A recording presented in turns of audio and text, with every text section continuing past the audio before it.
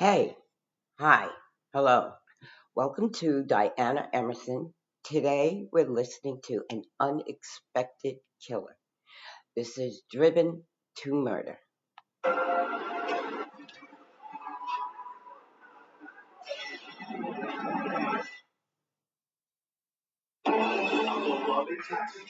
Mario was a hardworking guy. He always tried to do better and better and better. Is murdered in cold blood. That's when they observed a body inside of the trunk. There were 9 gunshots. That's not an accident.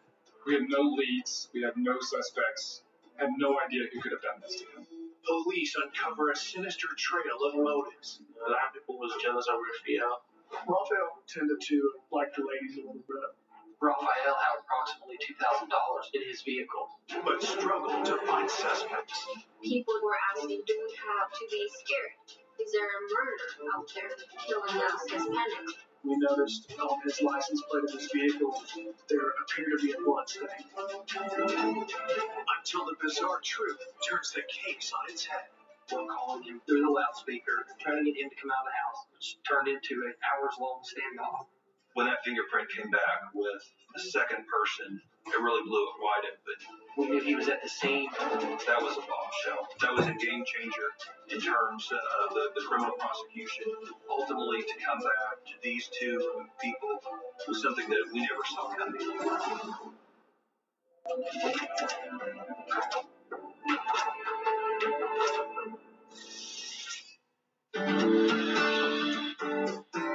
Rogers County, Oklahoma, a quiet rural district north of Tulsa's city limits. Rogers County is just a great tight-knit community. It's a agricultural community, a very wholesome, family-oriented community. That all changes in the early hours of May 1st, 2015, when a truck driver sees something unusual beneath the bridge. Our dispatch center received a call of a vehicle partially submerged in the Canyon River on Highway 169. Police and firefighters arrive at the scene in minutes and cordon off the area.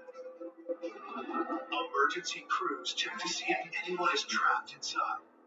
The news media was there, and it was being broadcasted over live TV. As the car is towed onto the riverbank, a truck pops up. That's when they initially observed a body inside of the truck. At that point, we knew we had a serious crime at hand.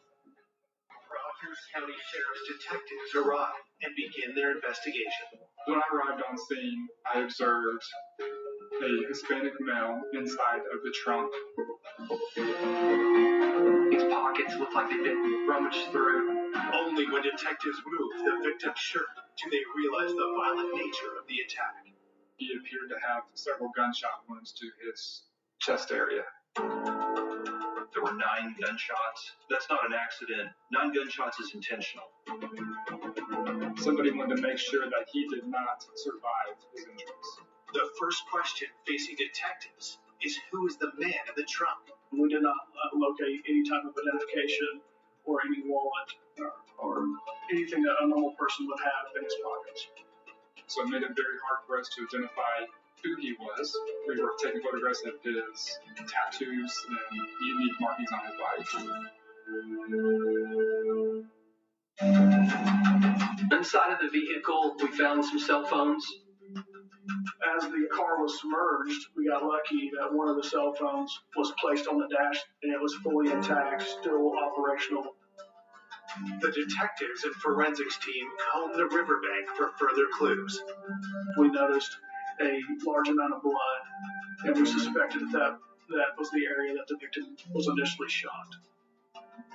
Well, near that pool of blood, we also found some shell casings consistent with the size of bullet wounds inside the deceased body. A few feet away, detectives notice more clues. There were several beer cans and a cigarette butt and a piece of tissue. I was told that a family member had showed up and seen his brother's car on the news, and he said, yes, that's my brother's car.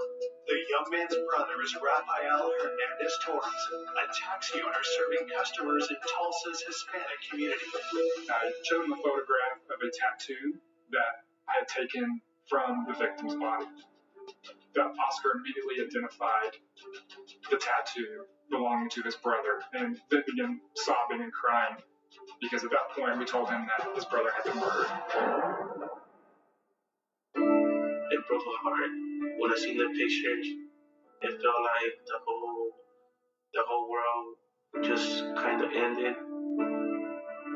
Oscar called me.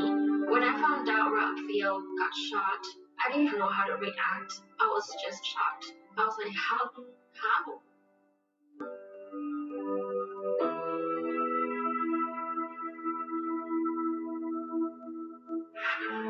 Rafael Hernandez Torres was born outside Mexico City on October 22nd, 1976. As a kid, he was a rebel. Growing up, he was always riding his bike from town to town. He loved to go and get to know people from other places, get to know other cities. He just loved to travel everywhere. When Rafael was 20 years old, his parents moved him and his siblings to the U.S. As one of the oldest sons, Rafael helped support the family. It was difficult to move to a different place that we didn't know, and we had to start from zero. Rafael was the big brother. As soon as we got here, Rafael told us to get straight to school, learn the language, and just keep on going. Rafael was a hardworking guy. He always tried to do better and better and better. As a young man, Rafael's warm personality attracted others. He was so friendly with everyone, especially ladies. Rafael was enterprising too, turning his passion for travel into a career. Rafael started his taxi business with one car. From there, it kept on going and going. Rafael was known in Tulsa's Hispanic community as someone willing to help anyone in need. Rafael cared about everybody. If he saw you down, he will try to help you. If he saw you homeless, he'll get you a room and get you a shower and help you out. He knew people who didn't have anything to eat, and he helped them out. Rafael had a great heart. What would lead anyone to take Rafael's life so violently on that riverbank? Everybody knew him. Everybody liked him. He did a service to his community, always gave back to his community. At this point, we're thinking, why would somebody kill him? At the crime scene, detectives asked Oscar and Juan what they know about Rafael's last hours before his body was discovered in the river. Rafael called me and told me that he was going to Texas. But the next day, he didn't call me, which was strange because he was always calling me every time he went out of state. Police ask if Oscar and Juan know why anyone might want to kill their brother. We learned that Rafael was known to carry approximately $2,000 on him at all times. Whoever did this took his ID, took his wallet, took any money he may have had, so that led to the possible motive that Rafael had been killed for the money. Oscar gives the detectives one more useful piece of information. Oscar told us that some of Rafael's vehicles had been vandalized where Rafael ran his business. A lot of people was jealous of Rafael because he was really successful in the business that he was doing. Had the beloved taxi driver made a lethal enemy in his community? We had no leads. We had no suspects. Had no idea who could have done this to him. This wasn't just a disagreement or something. It was a very violent act. I had a lot of questions about Rafael. Why? Who? Why would they kill him? What did he do? This is not a random killing. This is someone who targeted Rafael and wanted him to die. Coming up, detectives uncover a tangled web of romantic interests. Not only does he call her frequently and go by and see her, but I know he bought her flowers. She had an unusual relationship with her ex-husband. They both still slept in the same bed. So that scorned husband, that could fit right in with that. Now we're starting to think this could be a motive. And a surprising lead sends the case in a new direction. We were shocked when we found a second individual's fingerprint at the scene.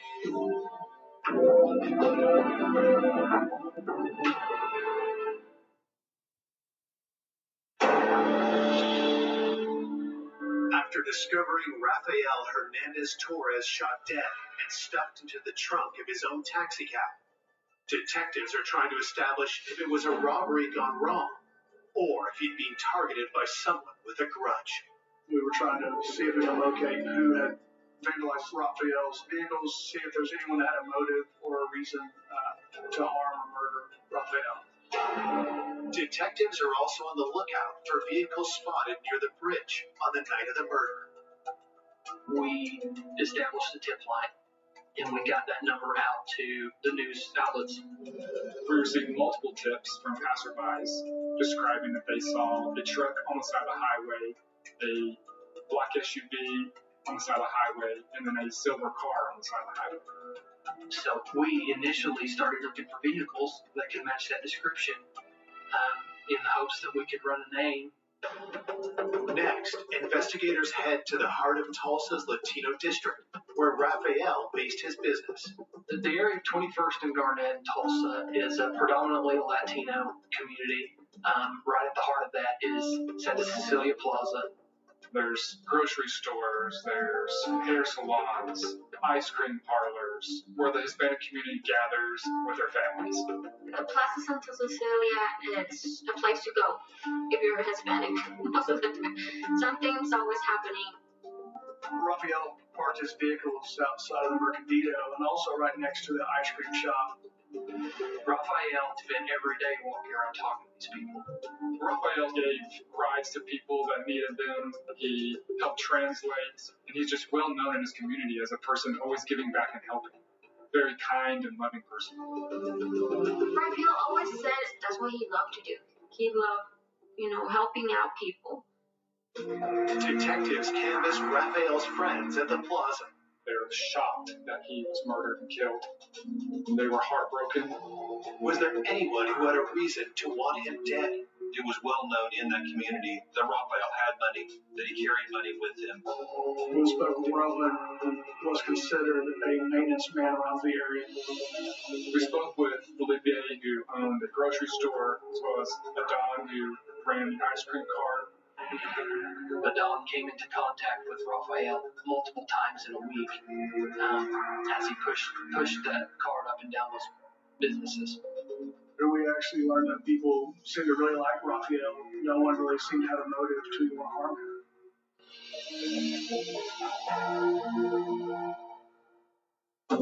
As detectives continue searching the plaza for leads, they gain access to Raphael's cell phone records. So initially, we had the physical phone. I drafted a search warrant to try to extract as much data as possible from that phone. Raphael was talking to multiple people between 9:15 and 9:30. So we know that he's alive at that point, or he wouldn't be answering his phone. And then after that time period, he doesn't answer any more phone calls. It's always important when someone has been murdered to find out who they talked to last. One of the numbers that we had identified on Raphael's phone belonged to a female named Letty.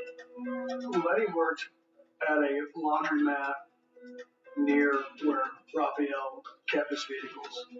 We found out through Oscar that Raphael and Letty may have had some type of relationship. Raphael would frequent Letty's place of business at the laundromat and would go by to see her.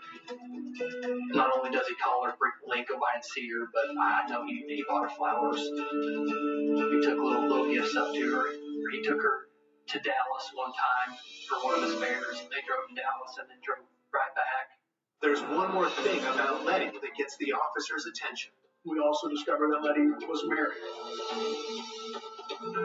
As officers dig into this new lead, Raphael's autopsy results come in. Raphael was shot 3 times in the front and 6 times in the back. There's a mindset behind somebody shooting somebody that many times. It tells you that this is a crime of passion. It's not just something that just happened. So that scorned husband that could fit right in with that. Now we're starting to think this could be a motive. Had Letty's husband killed Raphael in a jealous rage? Detectives decide to get some answers from Letty. So we went to interview Letty, and Letty was not very forthcoming. We had talked to her about our relationship with Raphael. You know, what is that? What is that relationship? She told us that they were just friends. Letty did deny being in a relationship with Raphael. But we learned after speaking with Letty that she had not been truthful to us. She did not provide a correct date of birth, did not provide her correct address. At the station, detectives search Letty's name in the police database. We later learned Letty's true address and her true date of birth. In doing so, we discovered that Letty had an outstanding warrant. So obviously we're on high alert with her because she's trying to deceive us. Knowing that we've been lied to, we want to observe Letty's coming and goings, so we start conducting surveillance on Letty's home. As detectives stake out Letty's home, their attention is drawn to a vehicle. As we arrived, we saw a vehicle pull in that was almost an exact match to one of them mentioned in the tip line. He's driving a black truck with a silver stripe on the back of it. And that was a possible vehicle we were looking for.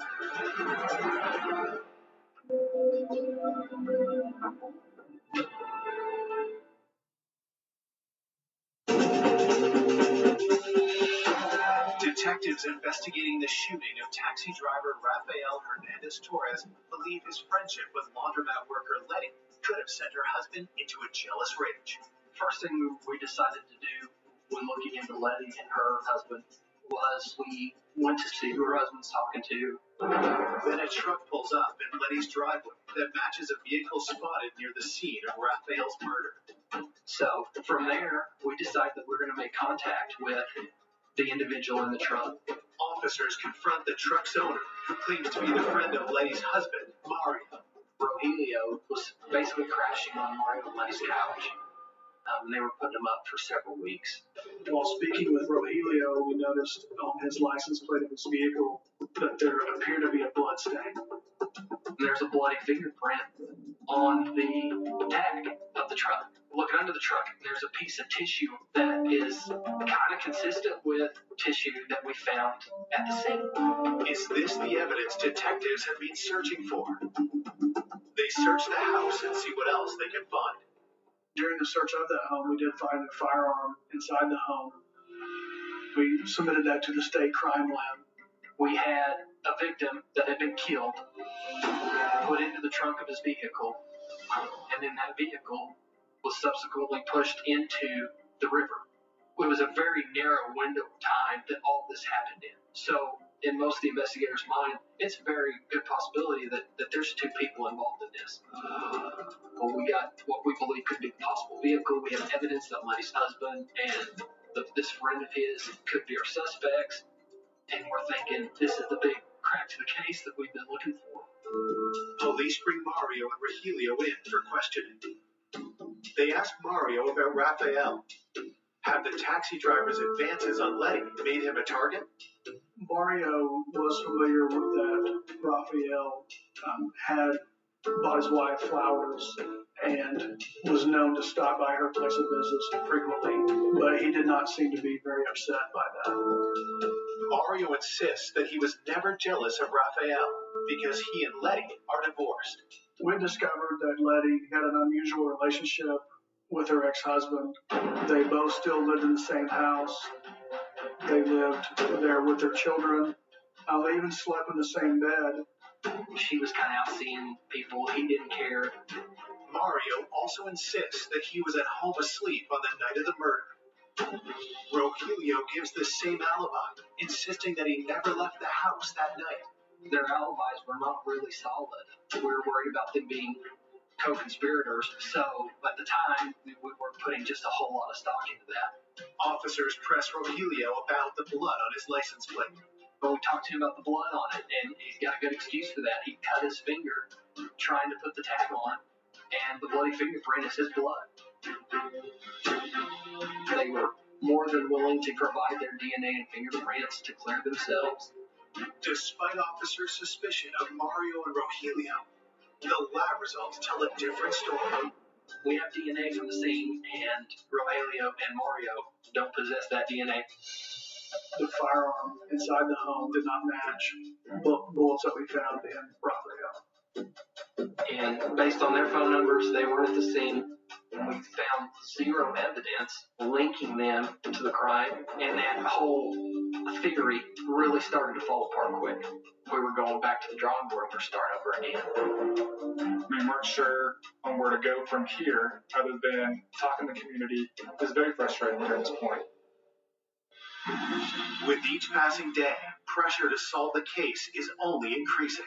People were asking, do we have to be scared? Is there a murder out there killing us Hispanics? My whole family was worried because they didn't want me doing the taxi business because they didn't want me to be the same as my brother. At a crossroads in the investigation, police find a new way forward when they gain access to further cell phone records from the night of the murder. One of the last contacts that Raphael had was a fare that was supposed to be going to ride to Texas later that night, and Raphael never showed up. But there's one other number that we know is also communicating with Raphael around the time of his death. Raphael was scheduled to pick up an individual and told him that he was going to be late because he had another job. Raphael told him that he was going to help a friend who had gotten into an accident, and he was going to go translate for him to the police. We know that phone conversation took place around 9:15, and we believe that around 9:35 that Raphael was murdered. Had Raphael been lured to his death by a call from someone he knew? As we start diving into the call detail records on that phone number, we're able to follow the tower information and the location of that phone to the scene of the crime. We were able to track Raphael's phone and the suspect phone, both going to the same area. However, Raphael's phone didn't leave, and the suspect phone went back to Tulsa. This was very important to us because we knew that this was a possible killer that enticed Raphael to where he ultimately was shot and killed. That's when we make the decision to focus everything on that number. When police try to identify the phone's owner, there's a problem. We get subscriber information for the phone number, and it comes back to an unfictitious name. The number was on a prepaid phone. It wasn't attached to any particular person. That number was very important to us, especially after seeing the links that the individual went to hide their identity. We felt very strong that this number was going to belong to the killer. So investigators had to start looking at other ways of identifying who this phone belonged to. We started to get call detail records for that number. And they started contacting people that were in contact with the cell phone. We were able to pinpoint a phone number from someone that talked to the suspect phone several times close to the time of the killing. The phone number belongs to a man named Marco Lara. But once we got the name for Marco Lara, we started running a criminal history check. We find the drug charges, some firearms charges, and stuff that we were interested in when you're looking for a violent killer. We knew that Marco knew who possessed our bad guy's phone number because he had been calling it. Marco ran with some of the same people in that area that Raphael had contact with. And so we really felt like Marco was going to be a good spot to gain some information. We went to the area of the plaza. Marco lived one street over, and we staked out his house. We saw a truck pull into his driveway, and he gets out of the driver's seat, and he walks into the house. So we get out and we start covering exits to make sure that he isn't leaving. But that's when things went south.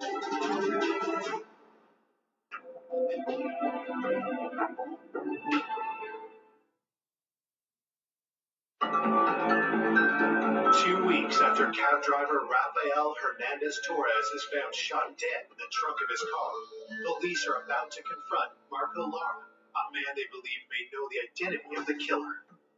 We went there to make contact with Marco. He refused to come to the door. We're calling him out through the loudspeaker, trying to get him to come out of the house, which turned into a standoff. We established a phone connection. There was a woman and children in the house, his family. They were requesting for him to come out, and this goes on for a long time. Eventually, his wife and children come out, and we believe, that's just him in the home. There was a several-hour standoff with him, in which he ultimately gave up and came outside and surrendered. Police take Marco into custody and begin their interrogation. Initially, we were thinking, this is a bad guy. He's got criminal history. He's actively resisting us coming and arresting him. We're thinking, okay, this could very well be an associate of our kill, if not possibly involved. But cell tower phone records prove otherwise. But once we got him arrested, we were able to determine that his phone as well had not traveled to the area where Raphael was killed. If Marco is not involved, then why had he resisted arrest? He has an outstanding warrant. He's doing whatever he can to keep from going to jail. No longer a direct suspect, Marco still has information valuable to the investigation. So we had seized his phone. We had his phone. I typed in our suspect's number, and he said, that's him. That number belonged to Roman Medrano, who lived in Tulsa. Marco provided us the apartment complex that Roman lived at. So knowing that Roman Medrano was the owner of that phone, we set up the apartment complex, and we figured out what apartment he was in. And the next morning, we served a search warrant on that apartment.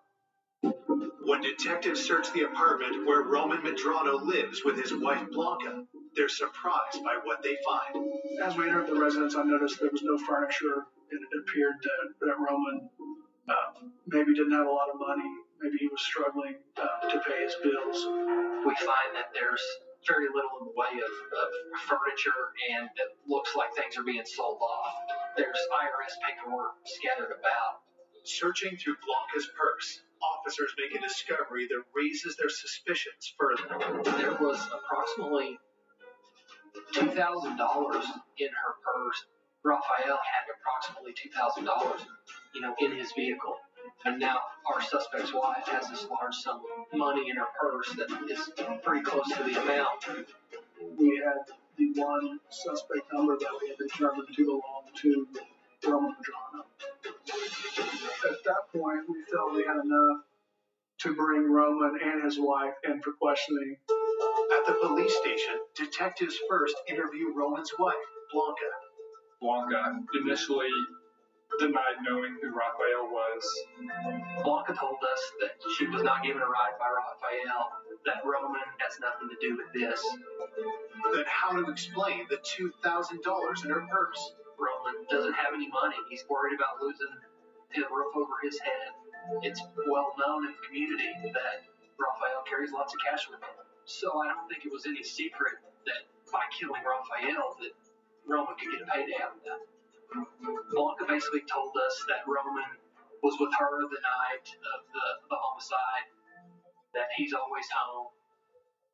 In another interview room, detectives question Roman. Roman told us that he did not know Raphael, that he didn't know that his wife knew Raphael, that he had never been to the area where the homicide occurred. Roman denied every aspect of any knowledge of the case whatsoever. Roman just heard of Raphael's taxi service and that he was, doing work in the Hispanic community. But detectives have information that suggests a closer connection. Shortly after the first interview with Marco, he reached out to us and gave us more information about Roman.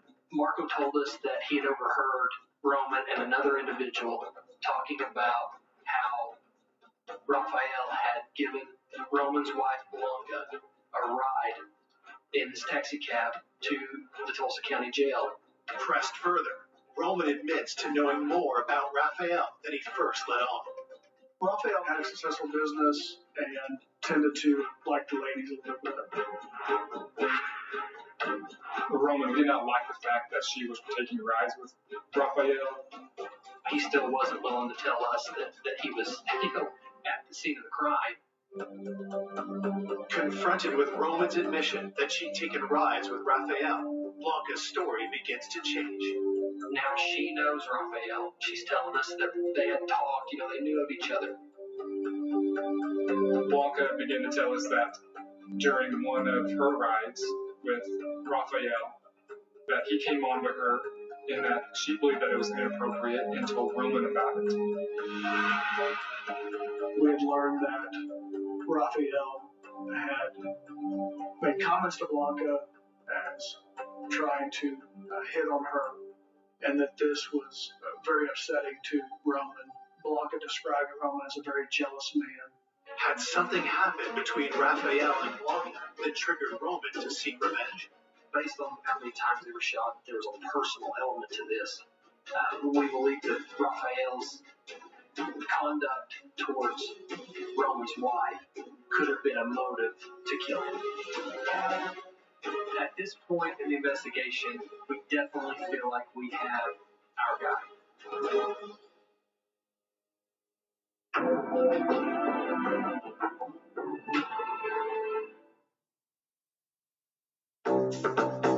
17 days after Rafael Hernandez Torres' murder, police are investigating husband and wife, Roman and Blanca Medrano.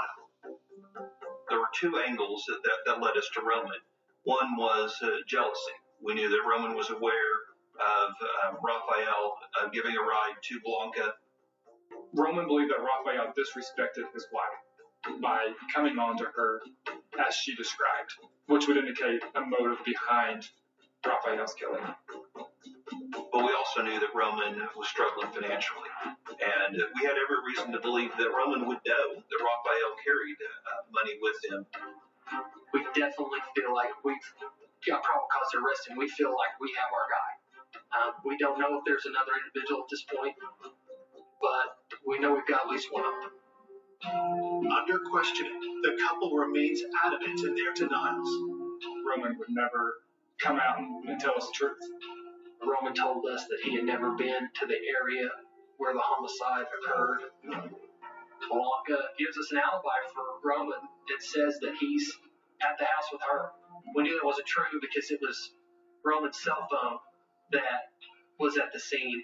We got the overlay of suspect location from the cell towers. We knew the possessor of that phone was involved in this killing. Was it possible that someone else had Roman's phone on the night of the murder? We had the evidence from the cell phone that Roman talked to Blanca 20 times the night of the homicide. If you're sitting right next to him, why are you calling him that many times? And she says, I'm not. So things started to change. Now we have actual evidence from, the mouth of his own wife that what he's saying isn't true. So to this point, we have a very compelling circumstantial case. We've got the cell phone records. We have motive. Police take Roman's fingerprints and swab him for DNA. And then we get the information back from the crime lab, and we find DNA from the scene on a beer bottle that belongs to Roman Medrano. The DNA evidence that came back to Roman Medrano really firmed up the case against him. It went from a very circumstantial case to a really good case. Police are ready to charge Roman with murder, but know the case is far from airtight. There was no murder weapon. We didn't have an eyewitness to it. We knew that proving it in court was going to be very difficult to do. Then, as detectives go back carefully over forensic reports from the state crime lab, they find something unexpected. We were shocked when we found a second individual's fingerprint at the scene. When that fingerprint came back with the second person, it really blew it wide open. This fingerprint affirmed our suspicion that there was more than one person involved in the killing. That was a bombshell. That was a game changer in terms of the criminal prosecution, because now we had an eyewitness. That print came back to a guy by the name of Adon Mora. Adon Mora was a member of the community there in the Plaza. This fingerprint came back from the Department of Homeland Security when Adon Mora was deported previously. Adon Mora was known as the Ice Cream Man. When I found out that the Ice Cream Man was involved, it was a shock. Because you don't expect someone to be that person. Why would Raphael's friend, the ice cream vendor, turn against him? We knew he was at the scene. We knew he knew the victim. We knew he knew the other suspect. Marco Laura told us that Don and Roman were pretty tight. I mean, they spent a lot of time together. The consensus amongst the investigators is that it was more than likely a two-reason motive. One, they were in dire straits, needing money. And two, that Raphael had disrespected Roman in talking to his wife, Blanca. At that point, we issued a warrant for Don Mora. However, we did not have a locations where he was at. We spoke with an individual that told us that he had gotten scared about a criminal investigation and that he had went up north. But we did find that he was on Facebook. We wrote a search warrant to Facebook, and Facebook provided us a probable location of the Don. We were able to locate those IP addresses in a suburb of Detroit, Michigan. It gave us about a 3-block area. Detectives contact U.S. Marshals, who take Don into custody within a matter of hours. I read Don his rights. While speaking with him, he acted as if he was not close to Raphael in any way. When I asked him specifically if he'd been to the area of the Caney River, he stopped the interview and requested that his attorney be present. Hearing of Don's arrest, Roman requests another interview with police. During that interview, Roman was trying to give me scenarios where Don had perpetrated this crime, and Roman was just trying to give him a ride, had no idea what was going on. Told that Roman has pinned the blame on him, Don decides to cooperate and tell his side of the story. Don eventually agrees to speak with us and said that Roman had owed him money and that he had a way to get him his money back. Don says that the night of the homicide, Roman tells him that he needs Don to come with him and that he was going to get him money. So Don gets in the vehicle with Roman. Roman stops. They get a pack of beer and they drive down to the riverbank of the Caney River. Had Don just signed on to help Roman kill Raphael? If so, which one of them fired the gun? There's a lot of things that we don't know at this point. We had 2 people that we could put at the crime scene, but we didn't know who the trigger man was. We felt confident that we could prove that Roman Medrano was there and was a part of the crime. But Roman was trying to give me scenarios where Don had perpetrated this crime. Don is doing as best he can to separate himself from the crime. It's extremely important for the family members that we get justice for them. But this was an incredibly violent crime, and we wanted the person that pulled that trigger. When I found out Raphael was lured out because someone needed help, it was just horrible. Why would you lie to him like that? We wanted a conviction for the community, for the family, so we requested that Don take a polygraph. There's no way that we could give Raphael back, but what we can do is solve the crime and send the perpetrators to prison.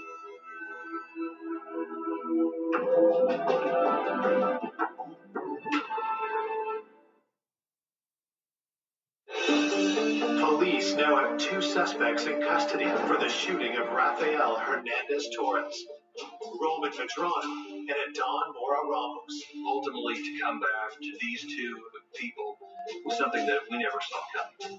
Don's unexpected involvement in the murder gives police a valuable way to secure a conviction. To ensure he's telling the truth, police have Don submit to a polygraph test. During the interview with Don, he explained to us that Roman wanted him to be at a certain location to help him with a job of some sort. They went out to the area where the homicide had occurred, and they were there drinking some beer and just hanging out. Don doesn't really know what's going on. He's asking Roman, what are we doing? How are we getting this money? Well, Roman keeps walking off. He's on the phone. He makes a phone call where Don can't hear him. After a period of time, Don sees Raphael's silver car pulling down where they're at. Raphael believed that he was going to help a friend who had gotten into an accident. It was Roman's cell phone that made the call to lure Raphael out to the rural secluded area. According to Adon, Raphael drank a few beers with them, and then Roman asked for his help jump-starting his car. Roman directed Raphael's vehicle to pull down and give him a jump. Roman tells Adon to take the jumper cables and hook them up to the cars. Adon tells investigators that what happened next took him by surprise. Adon is trying to hook up the cables under the hood of the car, and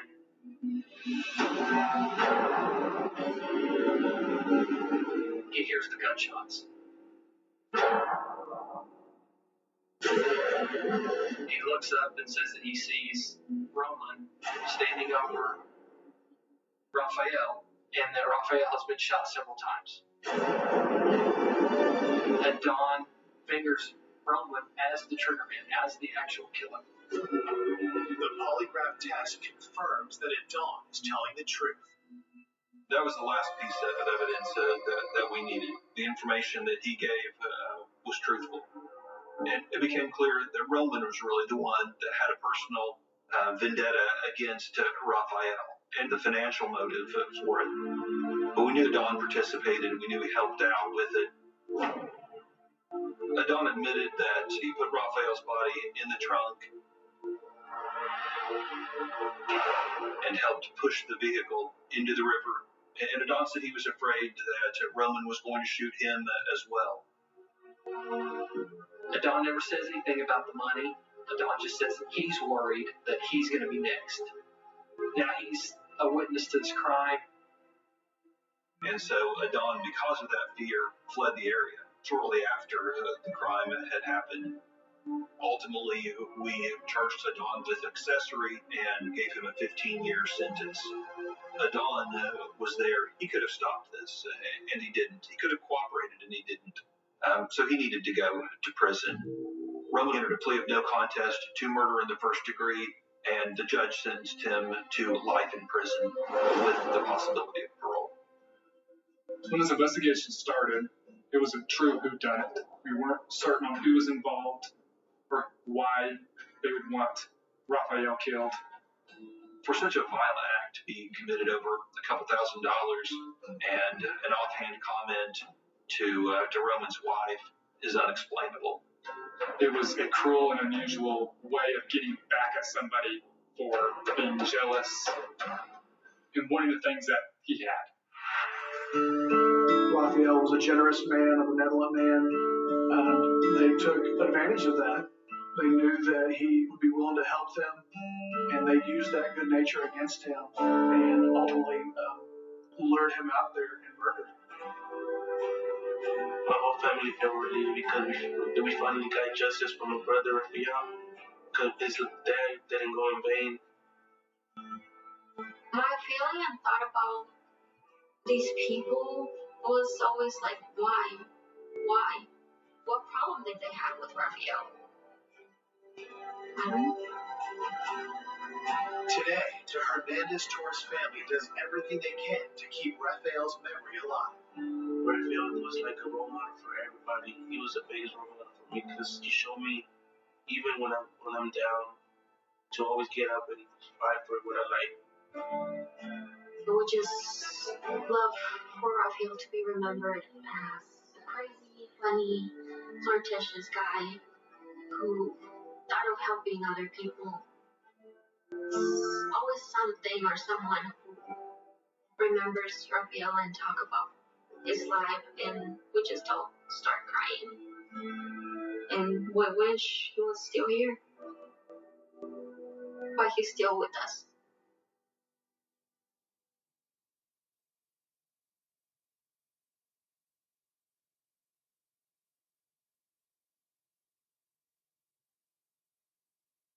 A devoted couple building the perfect family. They were both very committed to adopting children that had a difficult past. Everybody in the family loved her. Murdered in a night of unspeakable horror. She saw a man with what appeared to be an axe. Her skull was split with a ball. Who could have wanted Bob and Kay Swartz dead? This person had threatened to kill them. We couldn't rule out anyone. We just didn't know. And what detectives uncovered has everyone blindsided. I didn't have a single suspicion. I would have never thought. The relatives were in disbelief. The expected killer had done it. The unexpected killer had done it. Nobody in a million years would have expected them to commit one of the most heinous crimes in the history of Annapolis.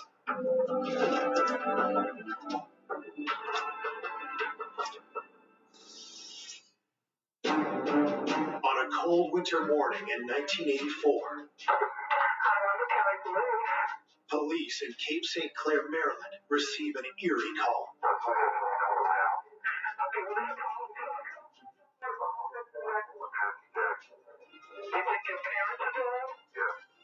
First responders race to the scene and make a horrific discovery. When I arrived, there were uniformed officers that were protecting the crime scene who told me we had a 17-year-old and a 9-year-old who just learned that their parents, Bob and Kay Schwartz, were killed. The children are visibly shaken and in shock, but agree to answer a few questions. My partner and I met with a young man by the name of Larry Schwartz and his sister Annie. Both of them were very calm. This young man, he said that he had gotten up that morning and that Annie, who was 9, told him that she didn't know what their parents were. He then looked out the dining room window and saw his mother's body in the backyard. He told me he immediately shielded Annie's eyes so Annie wouldn't see her body and called the police. Detective Barr leaves the kids in the care of the